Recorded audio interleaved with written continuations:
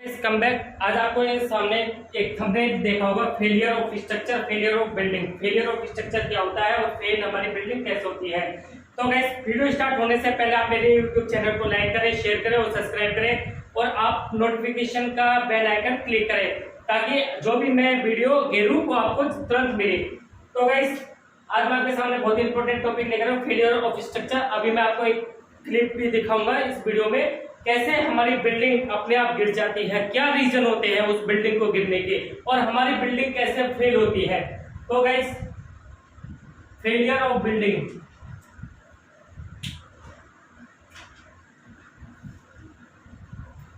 Failure of building, failure of building, crack of building, crack of building, failure of structure, structure, crack of building, crack of structure. Guys video लंबी हो सकती है तो आप video को पूरा देखना, तभी आपको पता लगेगा हमारी बिल्डिंग कैसे फेल होती है। तो गाइस पहले जो हमारी ड्राइंग बनकर आती है एज पर स्ट्रक्चर इंजीनियर, एज पर आर्किटेक्ट के थ्रू हमारी साइट पे ड्राइंग बनकर आती है और हमें ड्राइंग के अकॉर्डिंग काम करना होता है। हमें अपना नहीं चलाना होता। कई बंदे होते हैं कि ये हम कॉलम नहीं दे रहे, ये हम बीम नहीं दे रहे, सरिया कम कर देते हैं। M25 का ग्रेड ऑफ रेशियो होता है, उसमें M25 का ग्रेड का रेशियो यूज करते हैं। तो हमें एज पर इंजीनियर को ड्राइंग के अकॉर्डिंग चलना है, अपना कुछ नहीं चलाना है।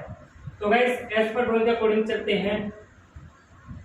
ये हमारी लैंड है, इस लैंड है, इस लैंड पे हमें, इस लैंड पे हमें बिल्डिंग बनानी है। सबसे पहले हमें लैंड पे बिल्डिंग बनाने से पहले हमें लैंड है सोइल, लैंड, इस लैंड पे हमें बिल्डिंग बनाने से पहले हमें सोइल, सोइल, सोइल, इसमें हमें इसकी सोइल, सोइल, सोइल की टेस्टिंग करनी होती है। सोइल की हमें टेस्टिंग करनी होती है। सोइल की टेस्टिंग करने के बाद में हमें पता लग जाता है हमें बिल्डिंग को डिजाइन करना है 10 मंजिल, 10 मंजिल हमें बिल्डिंग को डिजाइन करना है। अगर मैं यहाँ पे सोइल पे 10 मंजिल बिल्डिंग को डिजाइन कर रहा हूँ, यह है मेरी सोइल, सोइल, सोइल, सोइल की जो बेरिंग कैपेसिटी होती है, सोइल की बेरिंग कैपेसिटी लो होने की वजह से, लो होती है, उसकी वजह से हमारी बिल्डिंग कोलैप्स हो सकती है और क्रैक हो सकती है और फेल हो सकती है। सोइल की टेस्टिंग करवानी होती है। Soil bearing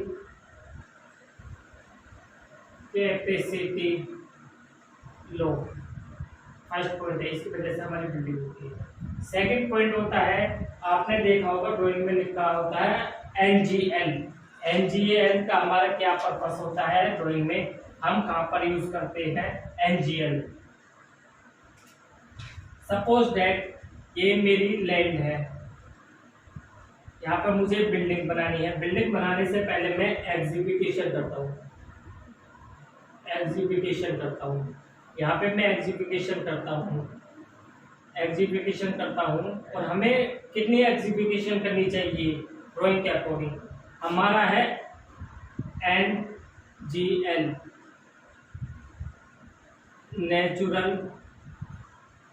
ground level. Natural drying में लिखा होता है कि हमें नेचुरल ग्राउंड से हमें कितने नीचे हमें एग्जीक्यूशन करवानी है और बिल्डिंग की हमारी कितने नीचे से हमारी फाउंडेशन आएगी। Building foundation provide, building foundation provide, हमारी बिल्डिंग कितने नीचे से हमारी एग्जीक्यूशन होती है। जो हमारा स्टैंडर्ड साइज होता है IS कोड 456 2200 के अकॉर्डिंग हमें 1500 mm 1500 हमें इसकी एग्जीक्यूशन करवानी होती है। अगर हमने एज पर ड्राइंग के अकॉर्डिंग हमने एग्जीक्यूशन नहीं करवाई है तो यह रीजन होता है सेकंड बिल्डिंग फेल होने का। थर्ड पॉइंट होता है बिल्डिंग फेल होने का। एग्जीक्यूशन करवाने के बाद में हमें उस पर फाउंडेशन बनाते हैं, फाउंडेशन प्रोवाइड करते हैं, फाउंडेशन प्रोवाइड करते हैं। तो फाउंडेशन ये फाउंडेशन जब हम फाउंडेशन प्रोवाइड करते हैं तो ड्राइंग में फाउंडेशन दे रखी होती है 3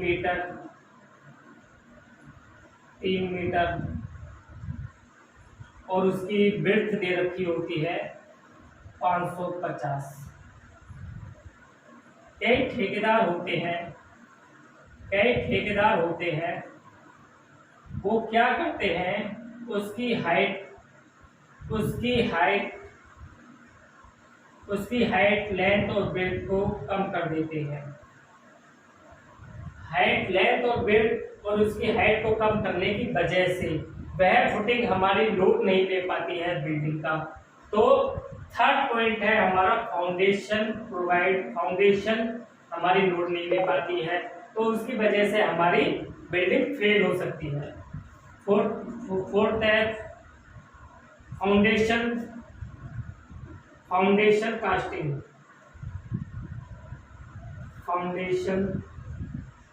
casting grade of concrete M25 M30। Drawing में लिखा होता है हमारा M25 M30 ग्रेड। जो ठेकेदार होता है वह मिक्सचर से बनाता है अपना मसाला, मिक्सचर से बनाता है। और उसे कई ऐसे ठेकेदार भी देखे मैंने अपने एक्सपीरियंस में, उन्हें रेशो नहीं पता M25 का क्या रेशो होता है, M30 का क्या रेशो होता है। वह क्या करते हैं, 1 तसला सीमेंट 5 तसले डस्ट और 5 तसले रूढ़ी के गिरते हैं। इस मसाले को वह कॉलम में, फाउंडेशन में और स्लैब में यूज करते हैं। अगर फाउंडेशन में मेरा M30 का ग्रेड का कंक्रीट यूज हो रहा है तो वहां पे अगर कोई ठेकेदार M25 का ग्रेड ऑफ कंक्रीट यूज करता है तो उसकी वजह से मेरी फुटिंग फाउंडेशन फेल होती है, बिल्डिंग फेल होती है। स्टील जो हम ग्रेड ऑफ कंक्रीट यूज करते हैं M25 M30 grade of concrete use करते हैं, जो हमारा फाउंडेशन में लोड लेता है वो हमारा कंक्रीट लोड लेता है। स्टील तो हमारा जो हम स्टील प्रोवाइड करते हैं फाउंडेशन में, स्टील हमारा कंक्रीट को बाइंडिंग करता है। और दूसरा पार्ट है ड्राइंग में दिखा रखा है 20 mm का सरिया फाउंडेशन में स्टील दे रखा है। कई कॉन्ट्रैक्टर होते हैं बिग मटेरियल पे काम ले लेते हैं और 20 mm का स्टील प्रोवाइड नहीं करते हैं, 16 mm का स्टील प्रोवाइड करते हैं। और उसकी स्पेसिंग होती है, स्टील की स्पेसिंग होती है 150 mm क्रॉस बार। मेन बार होता है 125। तो उसकी वो क्या करते हैं, उसकी स्पेसिंग को बढ़ा देते हैं 150 से 170, 125 से 160, ऐसे उसकी स्पेसिंग को बढ़ा देते हैं। तो इस वजह से प्रॉपर तरीके से कंक्रीट ना होना, प्रॉपर तरीके से स्टील बाइंडिंग ना होना, उसकी वजह से हमारी बिल्डिंग फेलियर हो सकती है और हमारी बिल्डिंग में क्रैक आ सकते हैं। तो गाइस, अगर आपको मेरा टॉपिक अच्छा लगा हो तो आप मेरे यूट्यूब चैनल को लाइक करें, शेयर करें और सब्सक्राइब करें और वीडियो को पूरी देखना, वीडियो लंबी हो सकती है। मैं आपके सामने बहुत इंपॉर्टेंट टॉपिक लेकर आता हूं, तो आप मेरे यूट्यूब चैनल को लाइक करें, शेयर करें और सब्सक्राइब करें।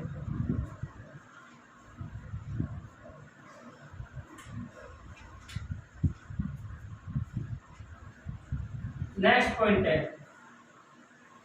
बिल्डिंग। Building design. जो भी स्ट्रक्चर इंजीनियर होता है, जो भी स्ट्रक्चर इंजीनियर होता है वो बिल्डिंग को डिजाइन करता है। वह बिल्डिंग फेल होने का दूसरा पर्पस यह भी होता है बिल्डिंग प्रॉपर तरीके से डिजाइन ना होना। जैसे कि बिल्डिंग में हमारा लोड होता है dead load, wind load, dead load, wind load और डेड लोड, विंड लोड और डेड लोड, विंड लोड और लैंड लोड, लाइट लोड।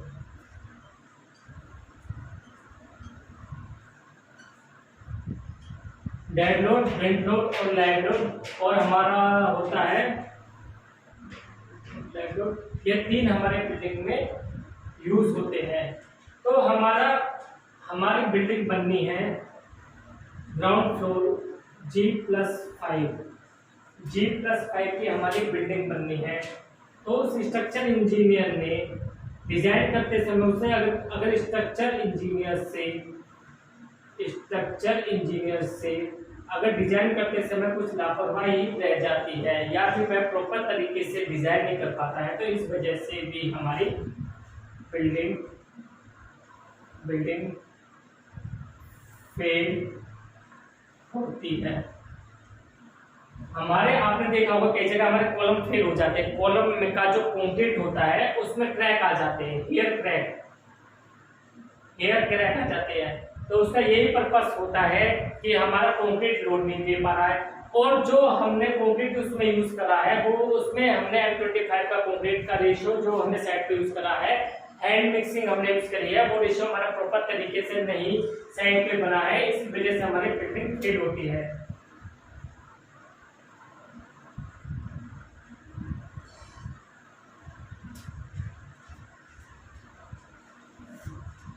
और दूसरी लापरवाही क्या होती है बिल्डिंग फेल होने का? बिल्डिंग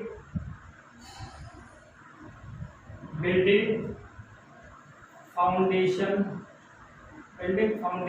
पर बिल्डिंग का फाउंडेशन करते हैं। जो भी साइड पे हम फाउंडेशन बनाते हैं, जो भी हमारी कॉलम की जो पोजीशन होती है उसकी हमारी कॉलम की पोजीशन जिसे हम साइड पे लेआउट बोलते हैं, लेआउट हमारा सही ढंग से नहीं होता है और कॉलम हमारे आउट हो जाते हैं तो उसकी वजह से भी हमारी बिल्डिंग फेल होती है। जैसे आपने देखा होगा, आपने कहीं पर देखा होगा कॉलम 6 इंच आउट हो जाते हैं। ये मेरा कॉलम है, 6 इंच कॉलम आउट हो जाते हैं।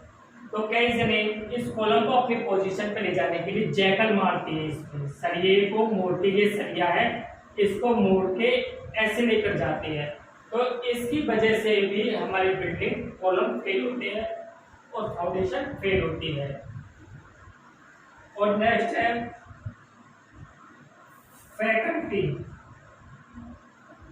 Faculty construction. जो भी हमारे साइड पे इंजीनियर होता है, ठेकेदार होता है, लेबर होती है, वह कुछ ना कुछ गड़बड़ करती है। प्रॉपर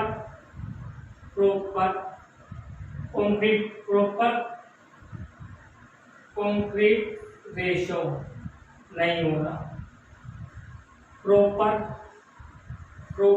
स्टील बाइंडिंग नहीं होना, प्रॉपर ब्रिक वर्क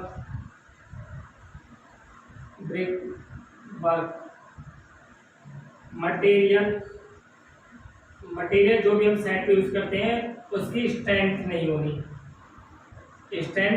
होना, उसकी वजह से भी हमारी बिल्डिंग फेल होती है और क्रैक आते हैं।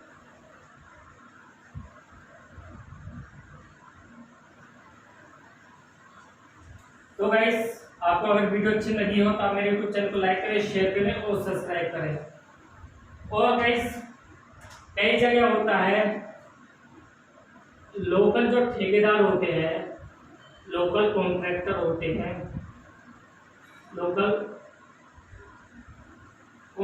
होते हैं, वो आपका घर बना रहे होते हैं तो आप लोकल कॉन्ट्रैक्टर से कभी भी घर ना बनाएं। वह लोकल कॉन्ट्रैक्टर जो भी घर बनाता है उसे कुछ पता नहीं होती है। वह घर बनाता है, वह आपका घर नहीं बनाता, वह आपकी कब्र बनाता है। कभी भी आप प्रोफेशनल कॉन्ट्रैक्टर से अपना घर बनाएं और अपना घर जो बनाए अपने लोकल कॉन्ट्रैक्टर से घर ना बनाए। तो गाइस स्लैब कास्टिंग, कंक्रीट में प्रॉपर कंक्रीट में वाइब्रेटर यूज नहीं करना। अगर आप कोई सा भी साइड पे वर्क करवा रहे हो, कंक्रीट का वर्क करवा रहे हो, कुछ भी काम करवा रहे हो, अगर मैं उसमें वाइब्रेटर यूज नहीं करता हूं तो उसकी वजह से उसकी जहां पर भी मैं कास्टिंग करवा रहा हूं, कॉलम में फाउंडेशन में वह वीक पार्ट हो जाता है। अगर मैं फाउंडेशन में, कॉलम में, स्लैब में कास्टिंग करवा रहा हूँ आरसीसी की, तो वहां पे कास्टिंग करवाते समय मैं वहां पे वाइब्रेटर का यूज नहीं कर रहा हूँ। जो वाइब्रेटर यूज होता है 50 mm का होता है, 60 mm का होता है, 25 mm की उसकी निडल होती है। अगर मैं वाइब्रेटर का यूज नहीं कर रहा हूँ तो वह मेरा बीच में वॉइड्स रह जाते हैं, जिसे हम शुद्ध हिंदी में पोरस बोलते हैं और साइड पे तो इसे गंजा बोलते हैं। तो उस वॉइड्स रह जाते हैं।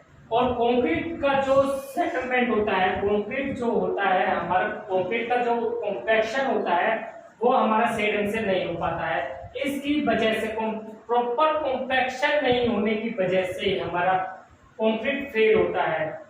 तो गाइस यह रीजन है, अगर आप सिविल इंजीनियर हैं, इस रीजन की वजह से हमारी बिल्डिंग फेल होती है। तो आपको पता होना चाहिए अगर आप सिविल इंजीनियर है, साइट पे वर्क करवा रहे हैं या फिर कंस्ट्रक्शन करवा रहे हैं, तो आपको पता होना चाहिए कि हमें यह लापरवाही साइट पे नहीं करनी चाहिए।